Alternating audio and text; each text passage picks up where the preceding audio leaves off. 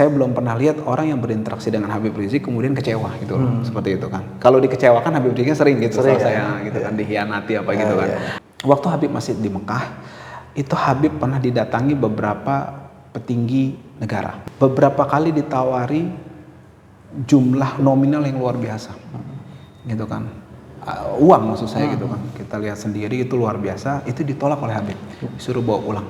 Beberapa intimidasi lain saya mencatat ada total 10 di Sentul dan juga di Petamburan. Sudah adakah sikap dari Habib Rizik Syihab terkait dengan menanggapi fenomena panasnya tahun 2023 ini dengan konstelasi pilpres maupun politik?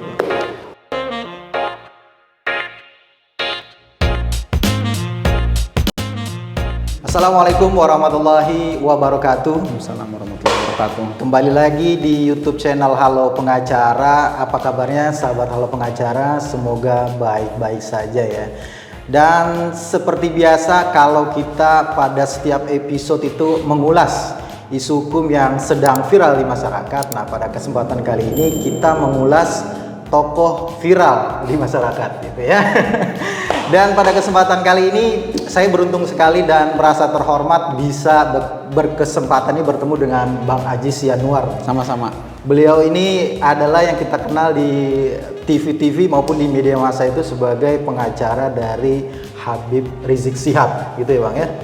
Dan sudah banyak sekali berita-berita yang dimana foto beliau tuh muncul di media massa gitu. Yang kita mau tanya nih sebenarnya ya, Bang, Abang udah berapa lama sih jadi pengacaranya Habib Rizik? Kalau ditanya berapa lamanya, setahu saya sejak awal masuk di FPI. Sejak masuk di FPI? Dulu FPI ya? Dulu FPI Front Pembela Islam dari 2012. Karena nama saya masuk di dalam kuasanya kan gitu kan. Oh, masuk sebagai pengacara gitu ya? Iya. Cuma memang waktu itu posisi saya di Front Pembela Islam itu kan wakil sekretaris umum bidang organisasi. Jadi masih belum fokus untuk penanganan masalah hukum lah seperti itu. 2012 ya. Kapan Abang mulai kemudian terjun menangani perkara-perkara itu secara langsung kapan? Secara langsung, jadi setelah waktu itu 2012 sempat waktu itu ada beberapa hal karena saya fokus di bidang organisasi tadi dan juga ada organisasi lainnya, jadi saya nggak pernah pendampingan langsung gitu kan. Jadi pendampingan langsung itu kalau saya nggak salah tuh baru sekitar 2000 waktu kasus di Bandung tuh, saya lupa tuh 2000 berapa tuh, 2018 ya sekitar 17 atau 18 lah seperti itu. Abang kan dikenal publik sebagai pengacaranya Habib Rizik. Pertama kali ketemu langsung dengan klien Abang, itu klien ya? Kapan Bang? Ya tadi waktu DPI kan. Oh langsung bertemu? Iya, karena kan waktu di FPI itu kita ada semacam sumpah lah gitu kan ya. Nah itu kan yang ini Habib langsung gitu. Seperti itu. Tapi dulu posisinya beda kan, maksudnya belum berinteraksi. Interaksinya antara waktu itu Habib masih imam besar ya FPI. Nah saya dulu kan anggotanya seperti itu. Jadi seperti itu. Terus sempat saya vakum dulu beberapa lama. Nah, baru sekitar 2017 atau 2018 itu aktif lagi untuk lebih fokus ke penanganan masalah hukum di Front Pembela Islam dulu kan.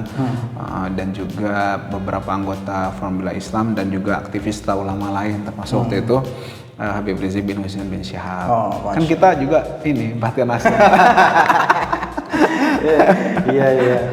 Ini Bang, yang menariknya ini kan publik melihat sosok Habibana, Habib Rizik Syihab itu kan sejak di FPI kemudian semakin mencuat juga ketokohannya pada saat aksi 212, kemudian lagi di Daulat kalau tidak salah sebagai imam besar umat Islam gitu ya, sampai ada kemudian beberapa kasus-kasus hukum yang menimpa.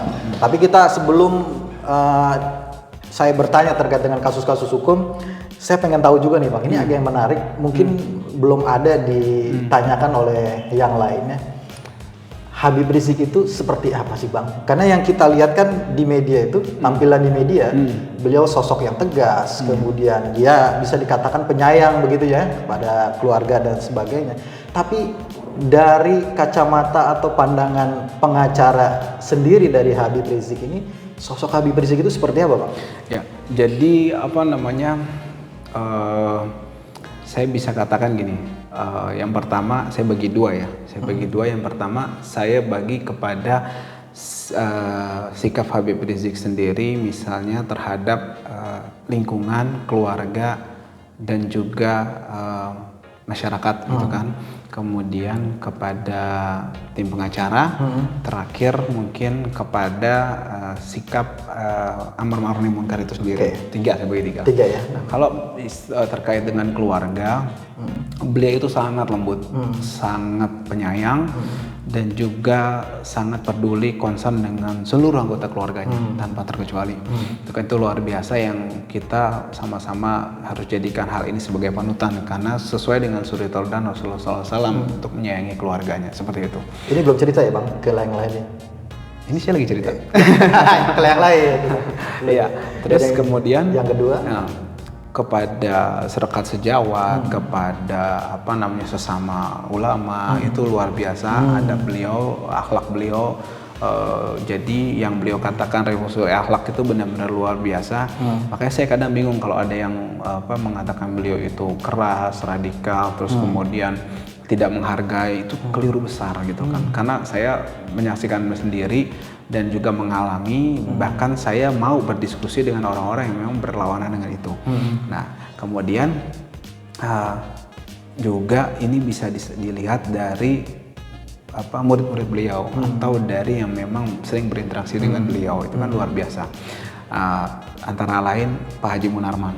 Pak Haji Munarman itu saya kenal beliau lebih dulu dibanding kenal Habib Rizik. Saya tahu beliau keras dan juga luar biasa lah gitu kan, ini semangatnya gitu kan, untuk hal-hal yang memang beliau yakini itu benar gitu kan. Tapi sejak kenal Habib Rizik itu malah beliau ketularan lembutnya, kemudian santunnya gitu kan, kemudian juga etikanya, adabnya gitu kan lebih jauh lah seperti itu kan. Dan juga saya lihat beberapa akhlak Rasulullah SAW itu benar-benar diimplementasikan oleh Habib yang saya lihat sendiri itu baik seperti itu kan. Contoh misalnya untuk menghargai tamu, meskipun tamu itu kita lihat kita mempunyai intuisi atau dugaan untuk berniat jahat, tapi kita nggak boleh langsung menghakimi, kemudian bersikap tidak baik, enggak gitu kan. Jadi memang ini luar biasa gitu kan. Dan juga adab terhadap tamu itu benar-benar dijaga, menghargai, terus kemudian menghormati tamu, memuliakannya. Dengan tetangga juga begitu. Ketika ada, saya kasih contoh, ketika Mbak Habib banyak tamu nih, itu Habib wanti-wanti betul supaya tidak mengganggu tetangga. Gitu kan. Bahkan sampai Habib meminta waktu itu untuk supaya beliau banyak disentuh atau di Mega Mendung. Karena kenapa? Supaya tidak mengganggu warga di situ kan, kemungkinan padat. Itu kan menurut saya sampai dipikirkan ini luar biasa gitu kan. Artinya adab akhlaknya luar biasa kepada keluarga, lingkungan, warga, kemudian murid juga gitu kan. Jadi saya belum pernah lihat orang yang berinteraksi dengan Habib Rizik kemudian kecewa gitu, seperti itu kan. Kalau dikecewakan Habib Rizik sering gitu, saya gitu kan, dikhianati gitu kan. Nah, itu luar banyak biasa. Gitu ya? Setahu saya sih banyak. Dan jadi hal-hal itu tuh menurut saya harus diketahui betul gitu kan. Karena orang yang nggak kenal tuh setelahnya tahu, kenal berapa kali, oh seperti ini Habib tuh gitu kan. Karena saya yakin ya itu tadi, nggak kenal sayang. Kemudian kepada pengacara yang kedua, kepada pengacara, kita ini kan sebenarnya tim pengacara ini sama, ini kan juga sama nih, tim kita juga. Jadi kita nih masih muda-muda, masih banyak cari pengalaman seperti itu kan, dan juga memang haus untuk ilmu seperti itu kan. Maksud saya gini loh, dari segi senioritas dan pengalaman di tangan itu jauh banyak yang lebih senior daripada kita gitu. Tapi beliau itu memposisikannya itu sama gitu loh. Jadi beliau kadang saya jadi minder sendiri gitu. Beliau pernah katakan gini, saya tolong diingatkan, dikasih tahu. Nah saya bilang ini guru saya, masa saya ingetin guru saya sendiri kan gitu kan. Jadi apa namanya, saya nggak nyangka gitu loh. Beliau juga tidak menganggap, beliau itu luar biasa, ilmunya luar biasa. Kalau mau tahu ilmunya antara lain baca Wawasan Kebangsaan karya Habib Rizik Syihab, itu luar biasa gitu kan. Dan beliau bukan nggak ngerti hukum, tahu gitu kan, tapi tetap menghargai dengan bertanya ke kita, seperti yang berdiskusi. Setiap ada masalah selalu berkumpul, ngajak musyawarah. Ini kan sering saya ajak juga nih untuk ayo kumpul, ada undangan untuk musyawarah Habib tim pengacara gitu kan. Jadi memposisikannya sesuai dengan artinya beliau sangat menghargai musyawarah kepada siapapun, apalagi kepada tim pengacaranya, menghargai sumbangsihnya dan minta untuk ini luar biasa akhlaknya dan membuat kita yang masih muda-muda ini menjadi pelajaran berharga, interaksi kepada beliau. Terakhir amar ma'ruf nahi munkarnya, nah beliau ini pribadinya nggak marah ketika disinggung, itu beliau nggak terlalu pusing lah gitu kan. Tapi kalau agamanya, kalau umatnya, umat Islam, kemudian juga ajaran Islam ini dinistakan, dihinakan, wah beliau luar biasa, marahnya seperti apa luar biasa. Dan beliau memerintahkan kita tim pengacaranya untuk mengambil tindakan tegas ya, secara hukum tentunya, terkait dengan hal-hal yang memang nyata menyerang kehormatan agama, menyerang kehormatan bangsa dan juga umat Islam, seperti itu. Dan bukan cuma agama tadi ya, bangsa Indonesia juga, seperti itu, rakyat Indonesia. Beliau cinta NKRI. Sangat cinta. Justru makanya tadi beliau punya wawasan kebangsaan dan beliau sangat menguasai Pancasila itu sendiri, gitu kan. Betul. Saya waktu dampingin beliau di Jawa Barat, di Polda Jabar, soal tuduhan beliau menghina Pancasila gitu kan. Itu saya dapat kayak dengar kuliah 3 SKS soal Pancasila, semua sama penyidik itu. Di kuliah yang beliau buka disertasi tesis atau disertasi waktu itu saya lupa. Jadi soal Pancasila itu luar biasa gitu kan. Dan ini benar-benar bentuk cinta. Kan cinta itu kan kita tahu dulu. Gimana kita tahu orang, gimana kita cinta orang kalau kita nggak tahu gitu. Nah, beliau mengetahui betul seluk-beluk Pancasila dan negara ini, makanya beliau cinta gitu kan. Justru kita mempertanyakan orang yang mengatakan cinta Pancasila tapi Pancasilanya nggak hafal kan, begitu kan. Betul. Kalau terkait dengan kan Bang Ajis ini pastinya lebih sering dikatakan mendampingi Habib Rizik mungkin ya, dibandingkan mungkin dengan kasus-kasus yang lainnya, karena Bang Ajis juga kan mendampingi kasusnya Habib Bahar bin Smith itu ya. Nah, kalau dengan Habib Rizik Syihab ini, apakah yang beliau ucapkan itu memang selalu dilakukan gitu, Bang? Ya jadi gini, satu akhlak yang menurut saya sangat perlu gugu, ditiru, dan tentu saya dicontoh dan diambil pelajaran ibrah dari itu adalah yang pertama, Habib ini sangat rasa solidaritasnya terhadap perjuangan, terhadap kebangsaan ini sangat tinggi. Dan juga beliau ketika mengkritik sesuatu kemudian beliau mengimplementasikan itu juga. Misalnya begini, saya kasih contoh. Saya pernah diskusi sama beliau terkait dengan eskalasi capres lah gitu kan, pencapresan gitu kan. Nah, kemudian saya katakan kepada salah satu, saya singgung salah satu calon gitu kan. Saya katakan, kenapa sih ini Habib kurang setuju atau tidak sependapat dengan ini? Nah, beliau mengatakan begini. Saya katakan, saya sambung, apakah karena orang, saya nggak sebut nama nih ya, apakah orang ini karena berseberangan dengan kita sekarang, atau tadinya sama kita kemudian masuk kepada pemerintahan gitu kan? Nah, ternyata enggak. Yang jadi dasar adalah beliau mengatakan begini, dalam politik itu biasa, kita saat ini A, kita habis itu B, itu biasa gitu loh. Nah, cuma yang jadi masalah adalah ketika Anda ada di pihak kita, kemudian Anda beralih kepada pihak lain, kan ada negosiasi tuh. Harusnya dalam negosiasi itu seyogianya, seharusnya, eloknya, ya manusiawinya, ini kan orang-orang yang menjadi korban atas pertarungan ini, itu kan ditolong, diangkat secara langsung gitu kan, dan juga ditunjukkan pembelaannya gitu loh. Nah ini tidak dilakukan gitu kan. Inilah yang membuat beliau sangat kecewa dan juga merasa ini adalah hal yang tidak baik ke depannya. Dan saya pikir, wah, apa Habib Rizik seperti ini juga? Lalu saya berpikir jauh. Setahu saya dulu, waktu Habib masih di Mekah, itu Habib pernah didatangi beberapa petinggi negara, gitu kan? Didatangi oleh beberapa petinggi negara, kemudian terjadi diskusi di situ bahwa kita mau rekonsiliasi, mau duduk bareng, bangun bangsa bareng-bareng. Artinya kan ada negosiasi nih di sini. Nah, saya berpikir adalah di situ Habib itu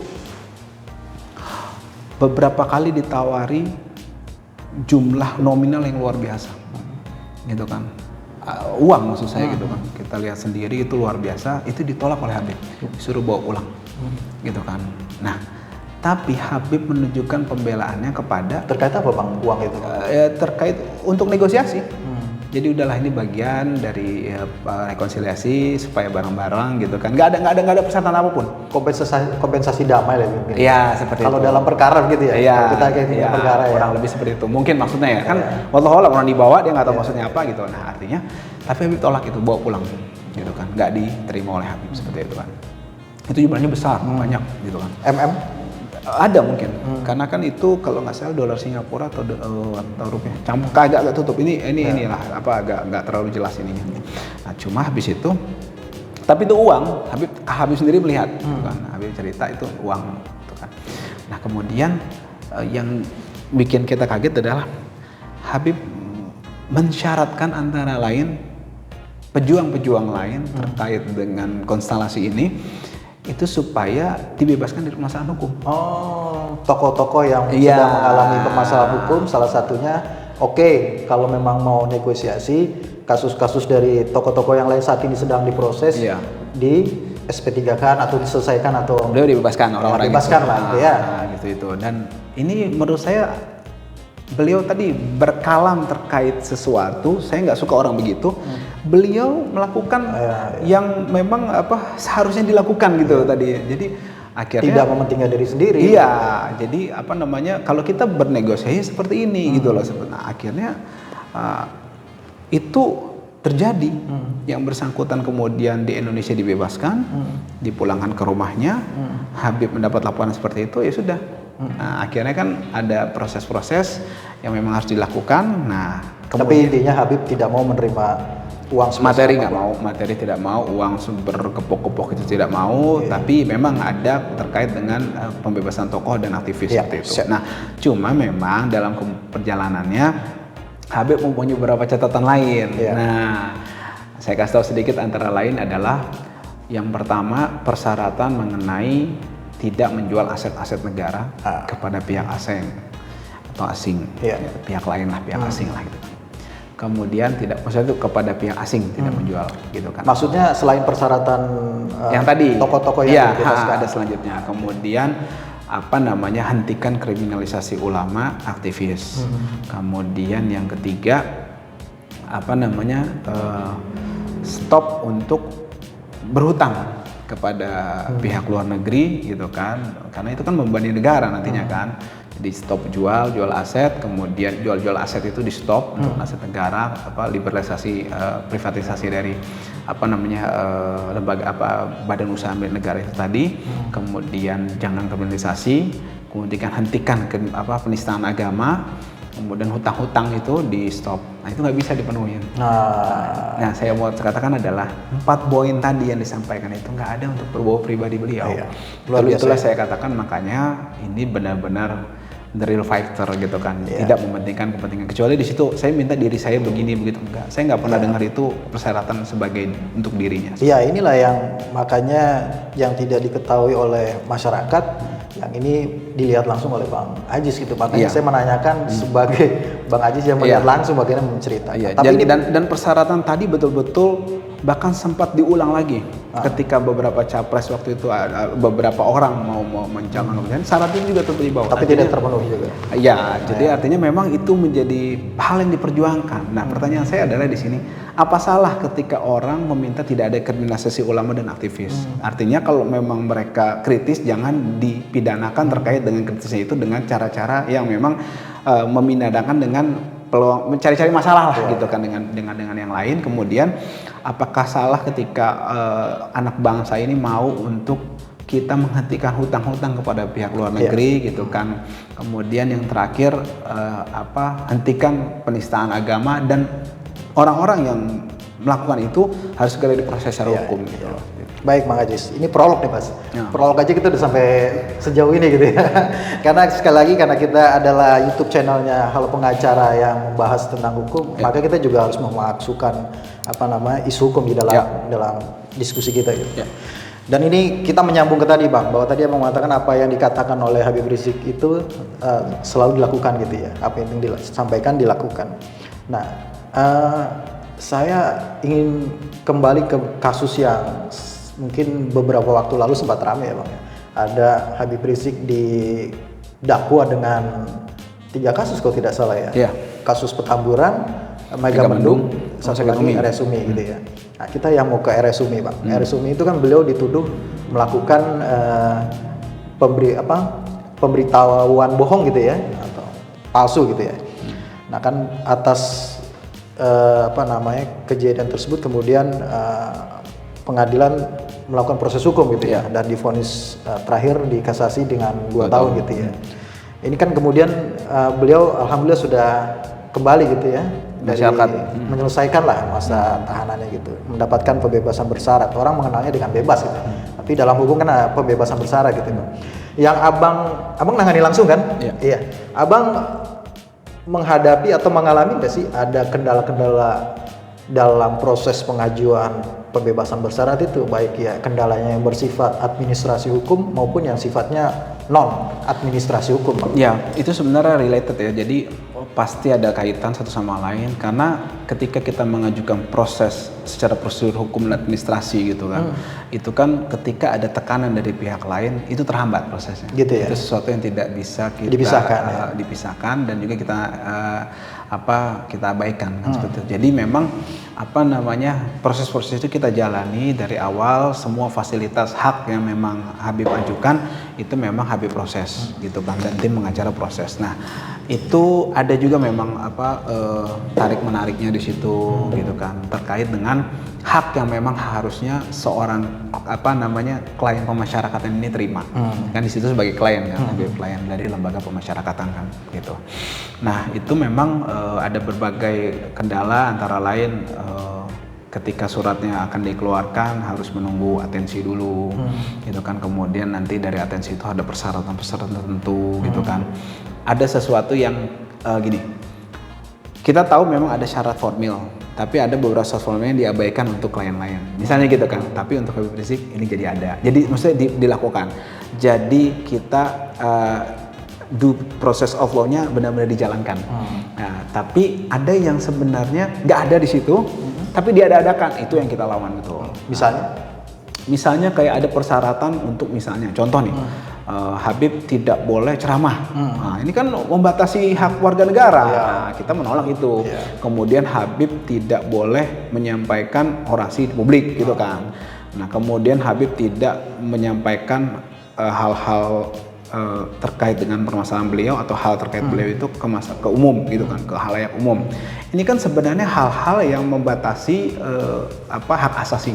Nah, ini kita tolak. Tapi memang dari tim pengacara kita mencoba luas. Artinya kita juga sadar bahwa memang yang dari awal kita hadapi ini memang bukan permasalahan hukum.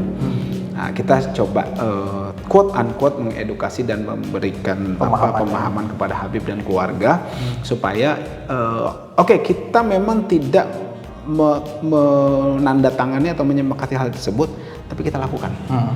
Ini adalah bentuk soft negotiation-nya lah gitu kan. Artinya kita win-win solution-nya seperti ini. Artinya harga diri kita juga punya ada, kemudian penegakan hukum, kita bicara hukum juga tetap tegak. Karena itu kan kalau ini presiden buruk berikutnya kan. Ini namanya kita tunduk sama kezoliman gitu. Dan satu lagi yang perlu diingat, dari awal saya luruskan kepada orang-orang pihak-pihak, saya baru ngomong di sini nih. Bahkan waktu itu ketika saya ada di wawancara TV, saya nggak pernah mengatakan ini karena memang saya berusaha ada soft campaign terkait Habib seperti itu kan. Nah, eksklusif dong nih. Iya. Jadi yang pertama adalah Habib tidak pernah mengakui kasus hukum terhadap beliau. Beliau tidak pernah mengaku kesalahan. Itu salah, itu permasalahan hukum beliau itu tidak pernah. Itu kan. Jadi ketika ada klaim bahwa oh kan Habib ngambil PB, itu hak. Buktinya apa? Nah gitu dong, kalau kita bicara masalah hukum, buktinya apa kan gitu kan? Buktinya adalah dari awal Habib tidak pernah mau menandatangani apapun terkait itu mengindikasikan bahwa Habib menerima proses ini. Jadi nggak pernah. Hatta pengacara nih kita nggak pernah. Kita cuma menandatangani berita acara penolakan. Kita menyaksikan Habib menolak, itu doang. Kita tanda tangan. Jadi penolakan atas penolakan kita tanda tangan. Itu yang tanda juga pengacara. Habib nggak mau tanda tangan sama sekali. Apapun berkasnya. Ya kadang ada. Nah, jadi itu yang satu bukti. Yang kedua, Habib tidak pernah menerima kasus putusannya. Selalu banding. Ya, sampai tingkat terakhir. Sampai kecuali yang Mega Mendung, karena yang Mega Mendung kan memang administrasi kan, gitu kan, administrasi dan memang Habib udah penuhi gitu kan. Nah tapi yang dua itu dari yang Petamburan itu kita banding kita kasasi gitu kan. Bahkan kita ada upaya untuk PK, tapi kan PK kita lagi-lagi harus taat hukum. PK itu kan ada dasarnya. Apa dasarnya? Novumnya ada atau apa? Kita ngelawan tapi nggak bodoh gitu loh. Jadi kita dalam melakukan pembelaan terhadap Habib gitu, dari baik Habib, keluarganya maupun tim pengacara ini menempuh cara-cara yang konstitusional. Jadi perlawanan kita ini perlawanan yang sesuai dengan hukum.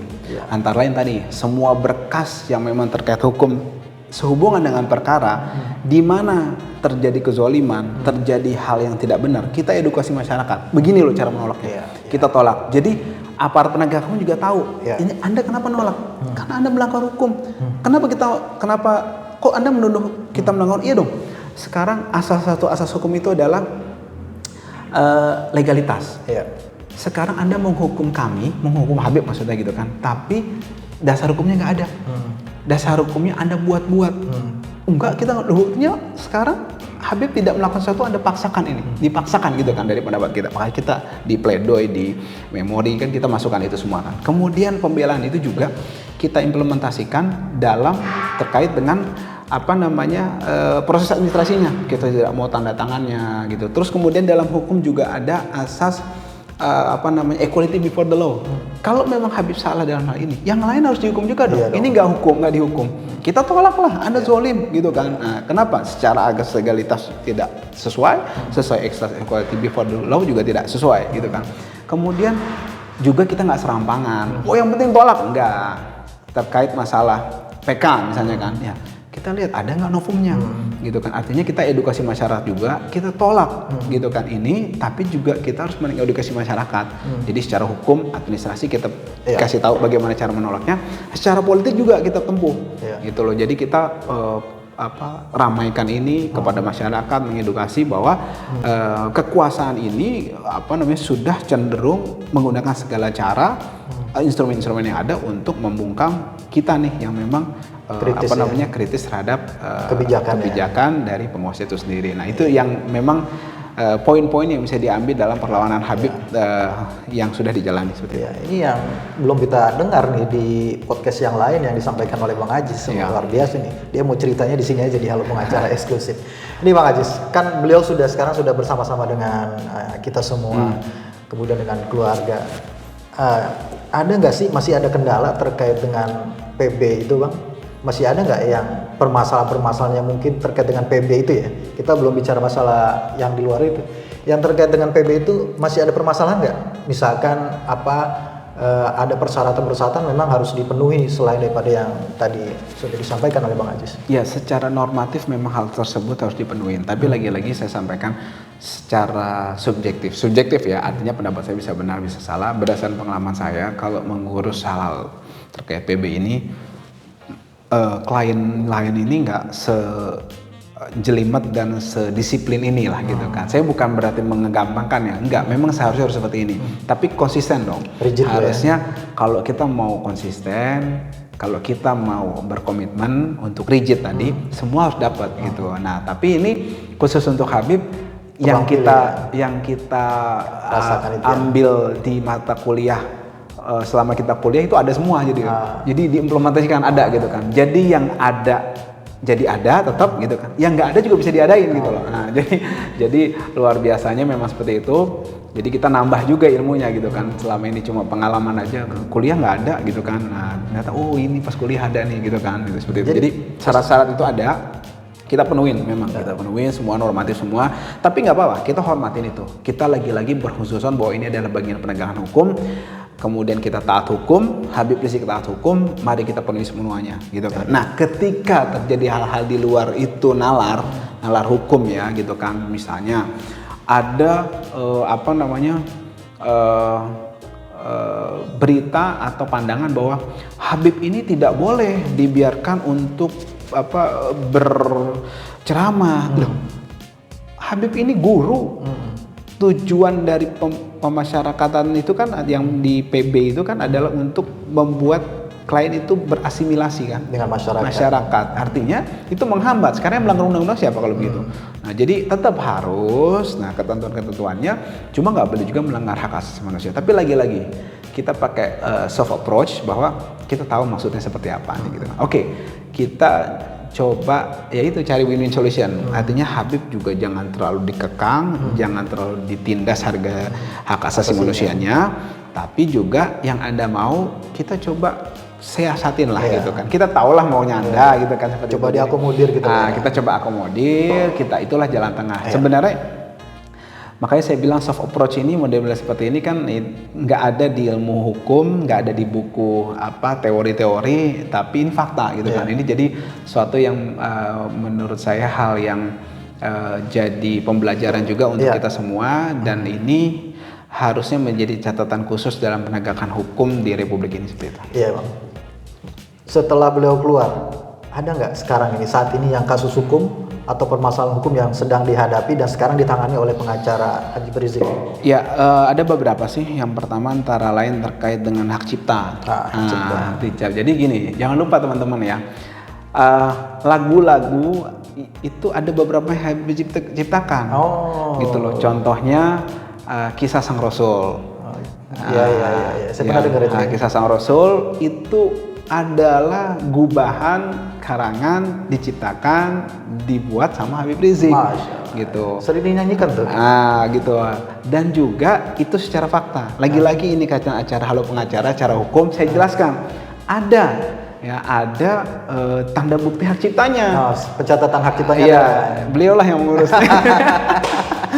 Jadi kalau nggak salah juga salah satunya lagu yang banyak juga di cover sama orang itu yang kedua Alfa Mabruk Selamat Milad gitu ya.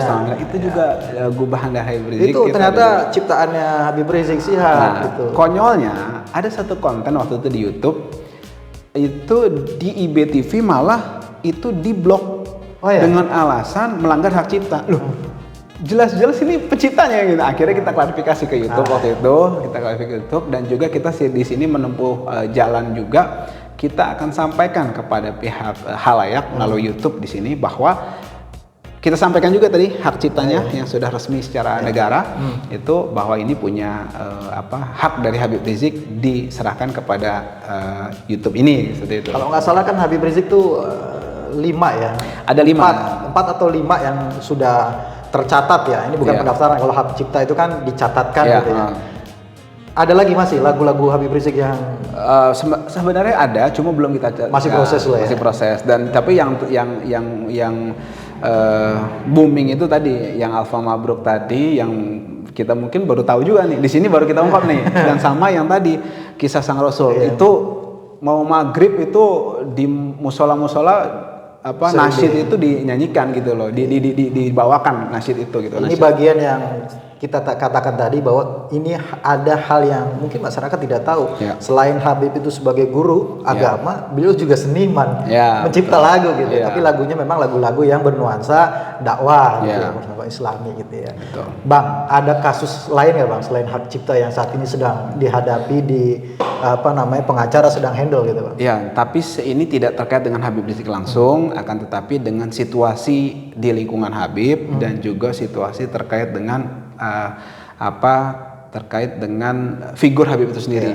Antara lain yang pertama soal di-ban atau diblokirnya wajah, gambar, terus tulisan yang berbau Habib Rizik Syihab di beberapa media sosial, antara Facebook, TikTok, Instagram. Nah, itu kita sedang tempuh langkah-langkah hukum. Untuk itu kita minta doanya juga, karena ini sebenarnya bukan permintaan dari pribadi Habib Rizik langsung, karena beliau tidak terlalu concern dengan hal tersebut, karena itu terkait pribadi. Tadi saya sudah jelaskan soal pribadi, beliau tidak ambil pusing, tapi ini terkait dengan keadilan, gitu loh kan, seperti itu. Nah, tapi lucunya kalau menghina aman. Jadi kalau gambar Habib itu dibuat aneh-aneh, diedit jelek, diedit yang menghina gitu, itu aman.